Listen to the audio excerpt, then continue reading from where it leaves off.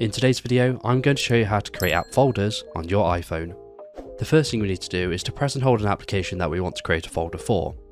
Once we've done this, you get this context menu and you want to go ahead and press edit home screen. When you do this, you should see all of your apps jiggling. Now we just want to go ahead and press and hold an application, and then you want to drag it over another app, and then you want to release. And this will automatically create a folder, and it's automatically going to assign a name to that folder, depending on the categories of them apps. Now you can rename the folder by clicking inside it, and then you want to tap on the title at the very top, and you can rename it to whatever you'd like. Once you've done this, you want to click on enter, and you'll successfully rename the folder.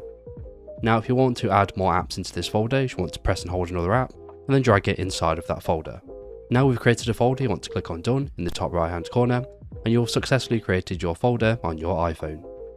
If you want to remove the folder from the iPhone, it does mean you need to remove all of the apps from inside that folder.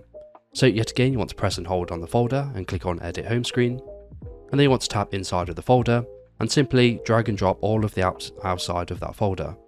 Now it does mean you will need to rearrange your home screen again, which you can simply do by moving the apps around on your home screen.